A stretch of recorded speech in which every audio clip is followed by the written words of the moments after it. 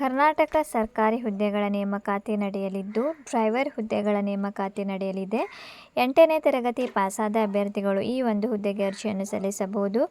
ಯಾವ ರೀತಿ ಅರ್ಜಿ ಸಲ್ಲಿಸಬೇಕು, ಶೈಕ್ಷಣಿಕ ಅರ್ಹತೆ, ಸಂಬಳ, ವಯೋಮಿತಿ ಸಂಪೂರ್ಣ ಮಾಹಿತಿಯನ್ನು ಈ ವಿಡಿಯೋದಲ್ಲಿ ತಿಳಿಸಿಕೊಟ್ಟಿದ್ದೇನೆ. ವಿಡಿಯೋವನ್ನು ಸ್ಕಿಪ್ ಮಾಡದೆ ಕೊನೆವರೆಗೂ ನೋಡಿ. ಯಾರೆಲ್ಲ ನನ್ನ ಚಾನಲ್ ಹೊಸದಾಗಿ ನೋಡುವವರು ಪ್ಲೀಸ್ ಸಬ್ಸ್ಕ್ರೈಬ್ ಮಾಡಿ ಮತ್ತು ಪಕ್ಕದಲ್ಲಿರೋ ಬೆಲ್ಲೈಕನ್ನನ್ನು ಕ್ಲಿಕ್ ಮಾಡಿ.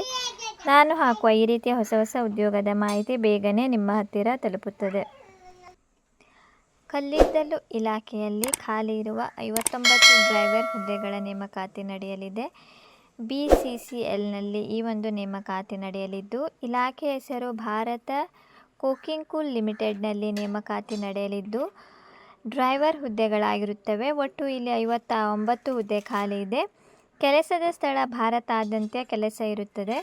ಹುದ್ದೆಗಳ ವರ್ಗೀಕರಣ: ಪರಿಶಿಷ್ಟ ಜಾತಿಯವರಿಗೆ 10 ಹುದ್ದೆ, ಪರಿಶಿಷ್ಟ ಪಂಗಡದವರಿಗೆ 4 ಹುದ್ದೆ, ಸಾಮಾನ್ಯ ವರ್ಗದವರಿಗೆ 45, ಒಟ್ಟು 59 ಹುದ್ದೆ ಇಲ್ಲಿ ಖಾಲಿ ಇದ್ದು, ಇದಕ್ಕೆ ಯಾವುದೇ ರೀತಿಯ ಅರ್ಜಿ ಶುಲ್ಕ ಇರುವುದಿಲ್ಲ.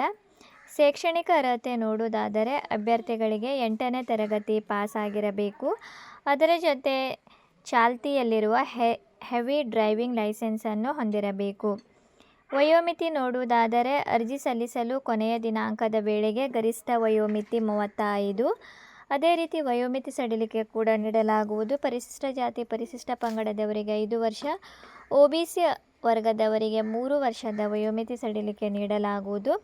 ವೇತನ: ಕೇಂದ್ರ ಕಲ್ಲಿದ್ದಲು ಪ್ರಾಧಿಕಾರ ನಿಯಮಾವಳಿಗಳ ಪ್ರಕಾರ ವೇತನ ನೀಡಲಾಗುವುದು.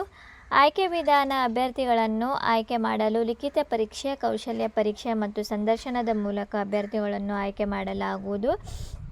ಇದಕ್ಕೆ 100 ಅಂಕಗಳ ಒಂದು ಪರೀಕ್ಷೆ ಇದ್ದು, ಇದಕ್ಕೆ ಕನಿಷ್ಠ 35ರಿಂದ 40 ಅಂಕಗಳಷ್ಟು ಪಡೆದು ತೇರ್ಗಡೆ ಆಗಿರಬೇಕು. ಅಂಥವರಿಗೆ ಸಂದರ್ಶನಕ್ಕೆ ಕರೆಯಲಾಗುವುದು.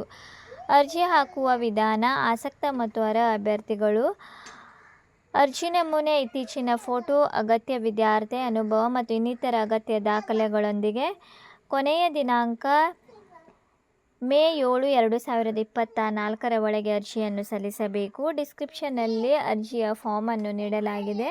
ನೀವು ಅಲ್ಲಿಂದ ಡೌನ್ಲೋಡ್ ಮಾಡಿಕೊಂಡು ಅರ್ಜಿಯನ್ನು ತುಂಬಿ ಕಲ್ಲಿದ್ದಲು ವಿಭಾಗ ಪ್ರೈವೇಟ್ ಲಿಮಿಟೆಡ್ ಈ ಒಂದು ವಿಳಾಸಕ್ಕೆ ನೀವು ಬೈ ಪೋಸ್ಟ್ ಖುದ್ದಾಗಿ ಅಥವಾ ಇತರ ಸೇವೆಗಳ ಮೂಲಕ ನೀವು ಅರ್ಜಿಯನ್ನು ಸಲ್ಲಿಸಬೇಕು. ಏನಾದರೂ ಡೌಟ್ಸ್ ಇದ್ದರೆ ಕಮೆಂಟ್ ಸೆಕ್ಷನ್ನಲ್ಲಿ ಕೇಳಬಹುದು. ಅದೇ ರೀತಿ ನೋಟಿಫಿಕೇಷನ್ ಲಿಂಕನ್ನು ಕೂಡ ನಾನು ಡಿಸ್ಕ್ರಿಪ್ಷನ್ನಲ್ಲಿ ನೀಡಿರುತ್ತೇನೆ.